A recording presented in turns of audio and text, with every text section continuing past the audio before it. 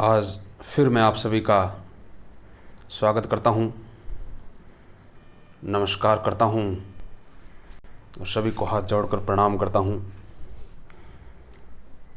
जैसा कि सबको पता है, 3 दिन पहले मैंने एक वीडियो बनाया था कि भारत में जीडीपी -23.9% क्यों गिरी। वो वीडियो जब आम जन के बीच में गया तो काफ़ी लोगों ने प्रश्न भी खड़े किए।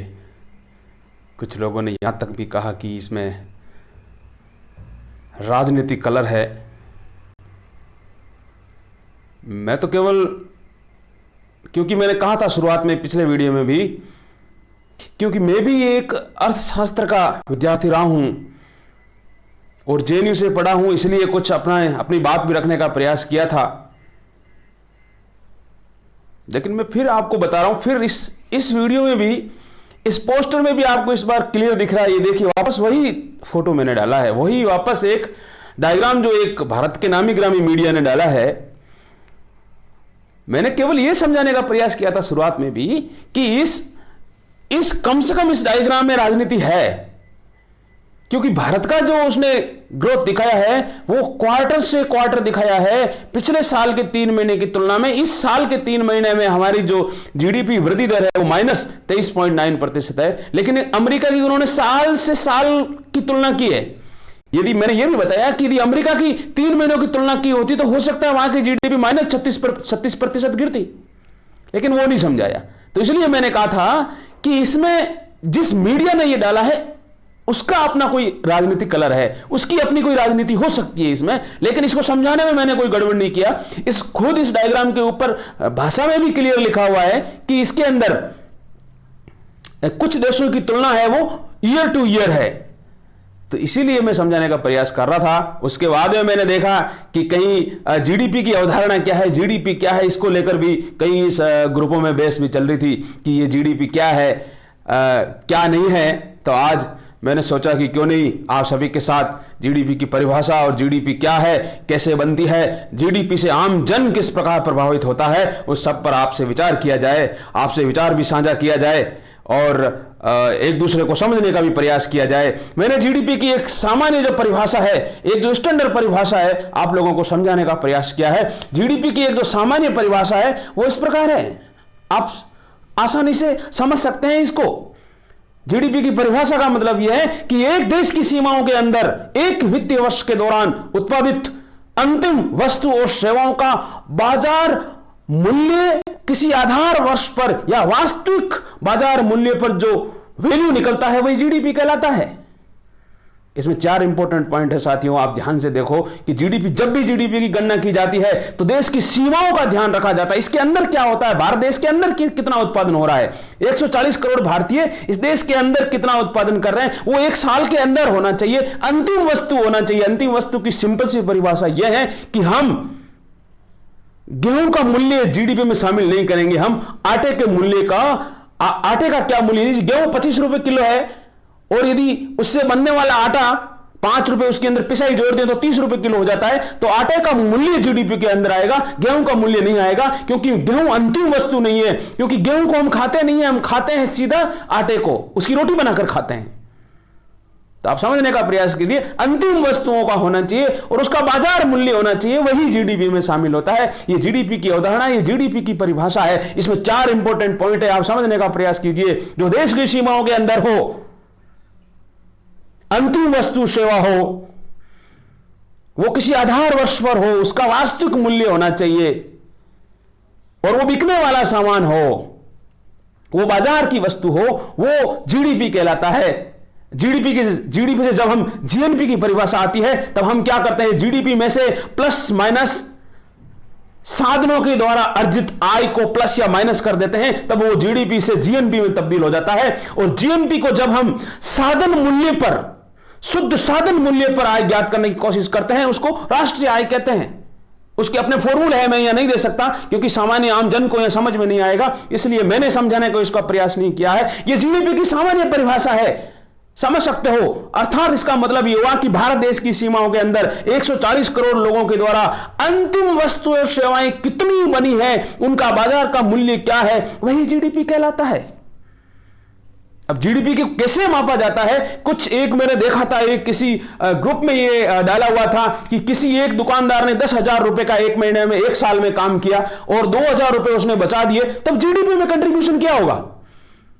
मैंने उसको कहा प्रश्न गलत है। यदि किसी दुकानदार ने 10,000 रुपए का एक साल में काम किया है, उसके अंदर पहले यह देखा जाएगा कि उसको 10,000 रुपए को बनाने में उसकी लागत कितनी है, उसका शुद्ध नेट मतलब मूल्य संवर्धन क्या है, उसको फायदा कितना हुआ है। सपोज उसको तो 1,000 रुपए का ही फायदा हुआ, लाभ 1,000 रुपए का ही हुआ, तो जीडीपी में केवल 1,000 रुपए ही शामिल होगा, ट्रांसफर जीडीपी में शामिल नहीं होगा। अंतिम देश के अंदर योगदान कितना किया? केवल 1,000 रुपए का किया, तो जीडीपी में 1,000 रुपए ही शामिल होंगे, इसके अलावा कुछ भी जीडीपी में शामिल नहीं होगा।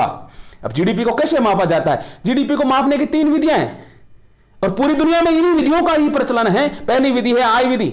आय विधि का मतलब यह है कि भारत देश में 140 करोड़ लोग जो विभिन्न क्षेत्रों में लगे हुए हैं, उनकी सबकी आय की गणना कर ली जाए।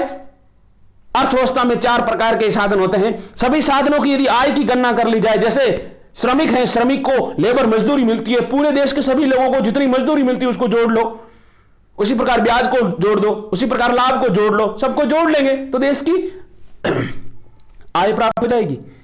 उसी प्रकार व्यय विधि मतलब 140 करोड़ लोग जितना पैसा खर्च करते हैं, सभी खर्चों को जोड़ ले तब भी देश की आय प्राप्त हो सकती है। तीसरा तरीका है मूल्य संवर्धन विधि। ये तीनों विधियों के द्वारा देश के अंदर आय की गणना की जाती है।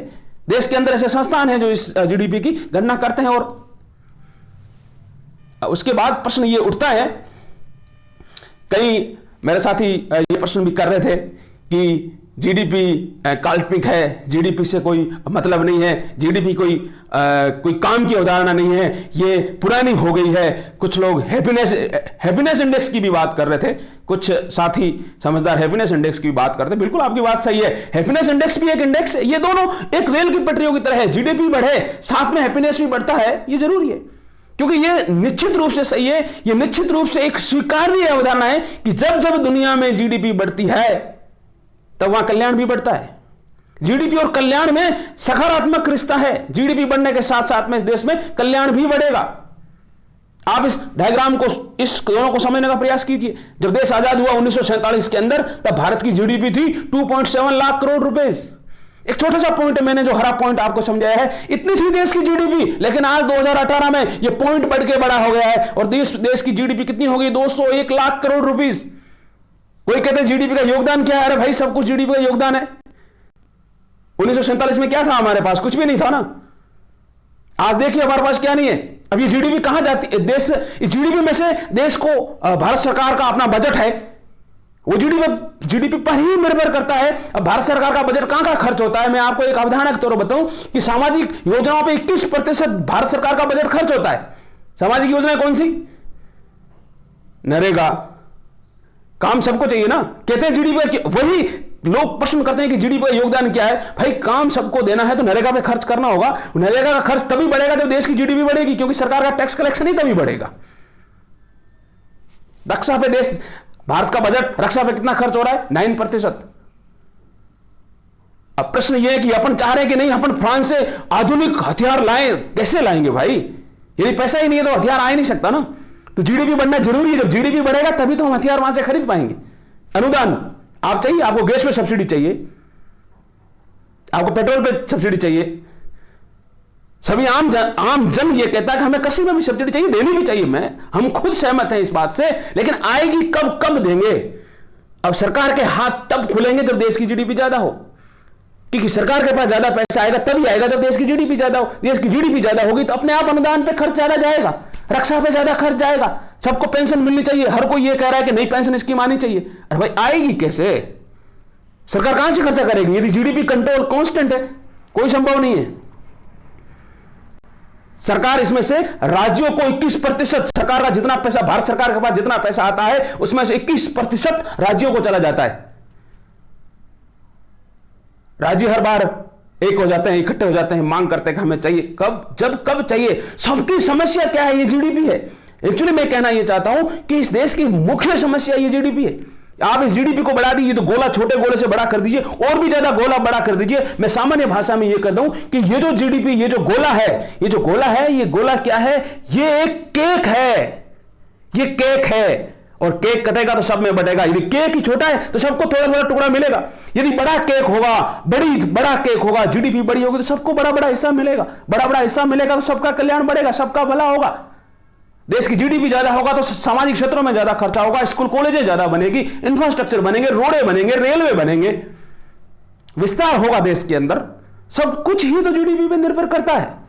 इसलिए ये बिल्कुल नहीं कहना कि ये जीडीपी एक काल्पनिक अवधारणा है या जीडीपी कुछ भी नहीं है, सब कुछ जीडीपी है। प्रश्न यह है, अब पूरी दुनिया ये सोच रही है कि जीडीपी सब कुछ है, तो प्रश्न यह है कि इस जीडीपी को बढ़ाना कैसे है। अब जीडीपी अवधारणा पे प्रश्न नहीं करना है। हैप्पीनेस इंडेक्स है, उस पर भी चर्चा चलती है, वो सही है, एक साथ में सही है, वो चलता भी है, उसको इकोनॉमिस्ट ही स्वीकार करते हैं।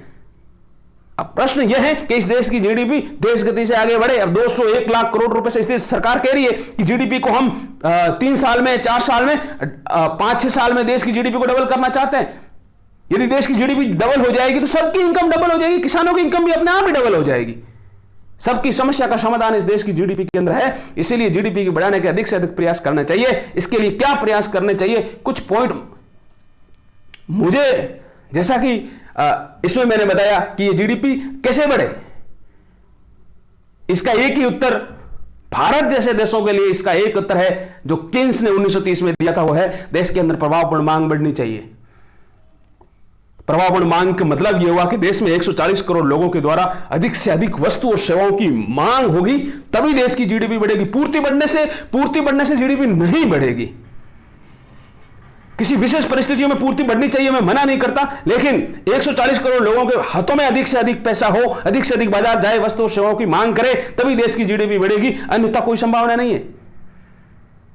प्रभावपूर्ण मांग बढ़ने से, इन दोनों डायग्राम में मैंने दिखाया है कि प्रभावपूर्ण मांग बढ़ने से जीडीपी किस प्रकार बढ़ेगी। ये दो डायग्राम दिखाएं, एक सिंपल डायग्राम को मैंने आपको सिंपल भाषा में समझाने का प्रयास करूंगा। देखिए, इस डायग्राम को मैं वापस एक अलग अलग कर दिया। इस डायग्राम को देखो, यहां मैंने इस डायग्राम को समझने का प्रयास किया है, इस रेखा चित्र को समझाने का प्रयास किया है। तो इस रेखा चित्र में क्या है, एक तरफ है एग्रीगेट डिमांड कर, मतलब पूरे 140 करोड़